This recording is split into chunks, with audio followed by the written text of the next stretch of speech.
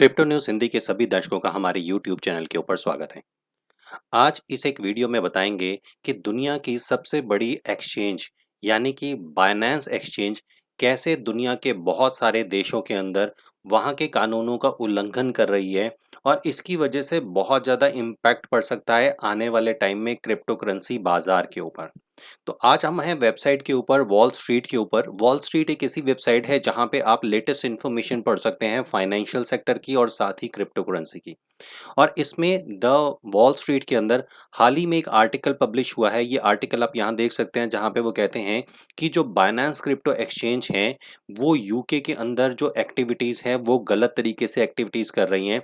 इसके साथ ही the Satoshi street एक बहुत बढ़िया वेबसाइट है जहाँ पे आप क्रिप्टो की इन्फॉर्मेशन ले सकते हैं। द सातोशी स्ट्रीट के ऊपर भी ये इन्फॉर्मेशन है। Regulators in UK Japan issue warning on Binance amid crackdown on authorised crypto exchanges.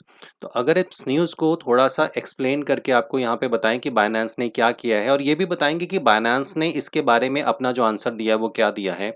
तो यहाँ पे ये कहते हैं top financial regulation in England and Japan have independently issue warning on Binance for offering crypto exchange services to residents of two countries without being registered with the regulation as required by law.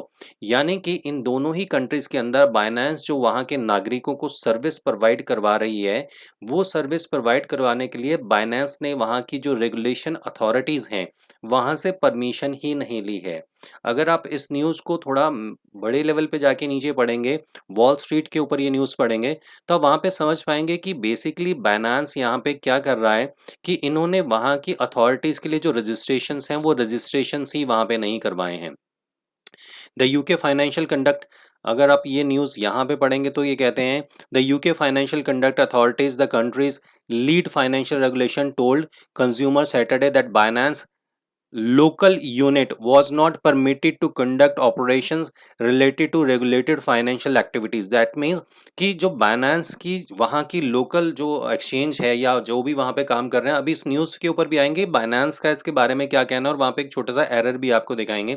तो यहाँ पे एक बड़ी simple सी चीज़ है। अगर आप यहाँ पे नीचे इसको पढ़ते हैं, देखिए इस न्यूज़ को आप यहाँ से यहाँ तक अगर पढ़ते हैं तो ये लिखते हैं the company UK arm apply to be registered with the financial conduct authorities and withdraw its application on May 17। यानी कि बाइनेंस ने इसके लिए एप्लीकेशन दी थी लेकिन 17 मई को फिर इन्होंने उस एप्लीकेशन को वहाँ से वापस ले लिया।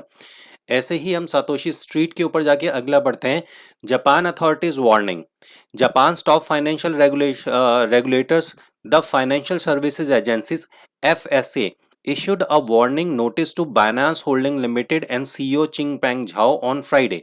The notice states that Binance has been providing crypto exchange services to Japan customers without registration।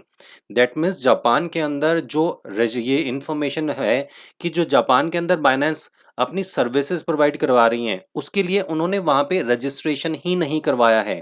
Under Japanese crypto exchange regulation companies wanting to provide crypto exchange services in Japan registration with the FCA यानी कि FSA। यानी कि अगर Japan में आपने crypto के services देनी है तो आपको FSA के अंदर रजिस्टर्ड होना ज़रूरी है, जो बाइनेंस ने वहाँ पे नहीं करवाई है। और ये पहली बार नहीं है कि जापान या यूके जैसी कंट्री के अंदर बाइनेंस इस तरीके के काम कर रहा है।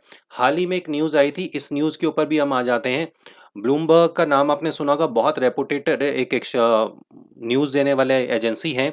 यहाँ पे लिखते हैं कि again Binance faces problem bye US money laundering and taxation.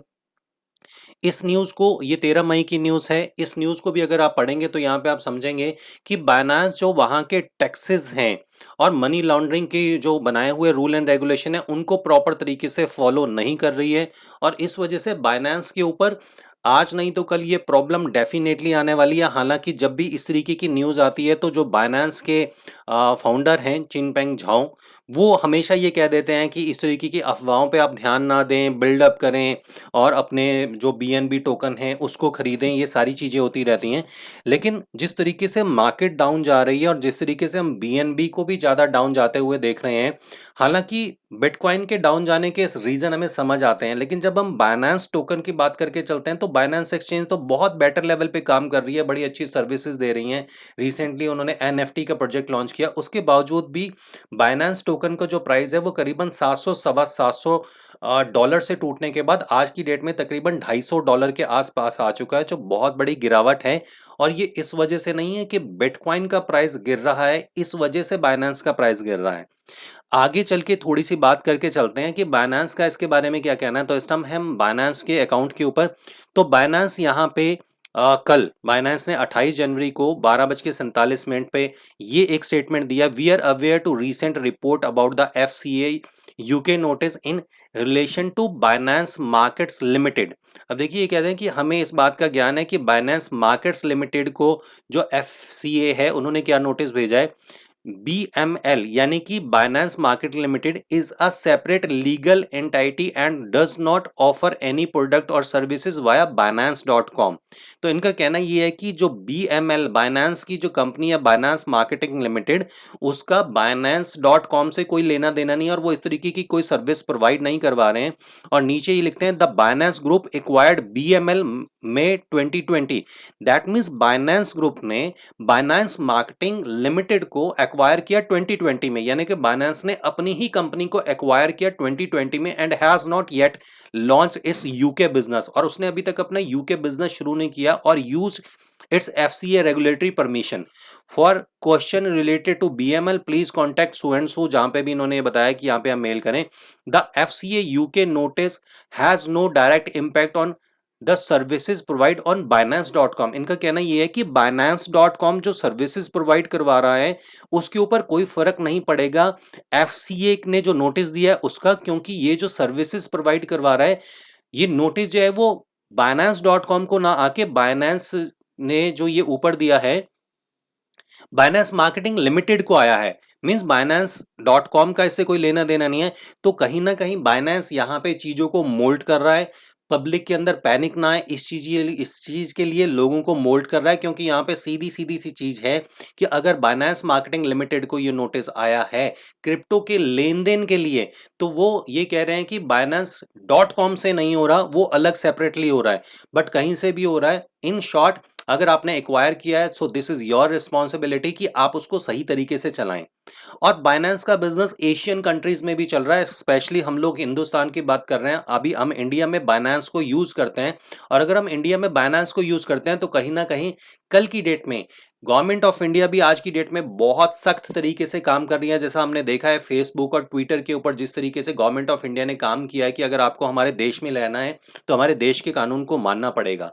वैसे ही बाइनेंस की अगर हम बात करके चलें, बाइनेंस एशिया में इंडिया में अपनी सर्विसेज प्रोवाइड करवाती हैं, लेकिन बाइनेंस इंडिया में रजिस्टर्ड नहीं है, इसीलिए शायद यहाँ पे जो रिवेन्यू जनरेट होता है उसके ऊपर जो गवर्नमेंट ऑफ इंडिया के टैक्सेस हैं शायद वो भी वो प्रोवाइड नहीं करवाते होंगे। और ये प्रॉब्लम भी हम लोग बहुत जल्दी देखने वाले हैं इंडिया में बाइनेंस के अगेंस्ट।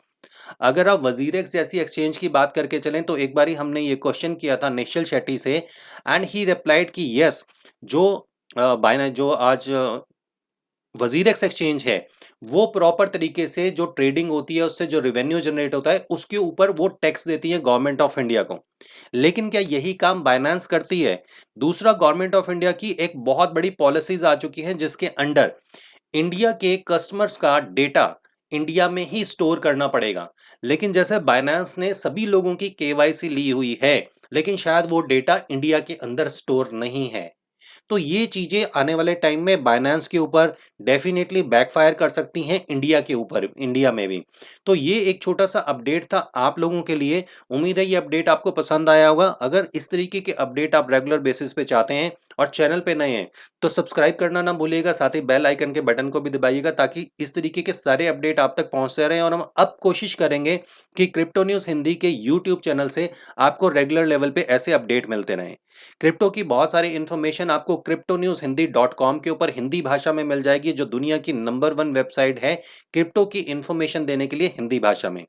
हमारे सारे सोशल मीडिया के लिंक आपको इस वीडियो की डिटेल में मिल जाएंगे, जहां पे आपको अपडेट मिलते रहेंगे हमारे ट्विटर से और टेलीग्राम से भी। अगला वीडियो आप लोगों के लिए लेके आएंगे, तब तक के लिए क्रिप्टो न्यूज हिंदी के सभी दर्शकों को हमारी तरफ से नमस्कार।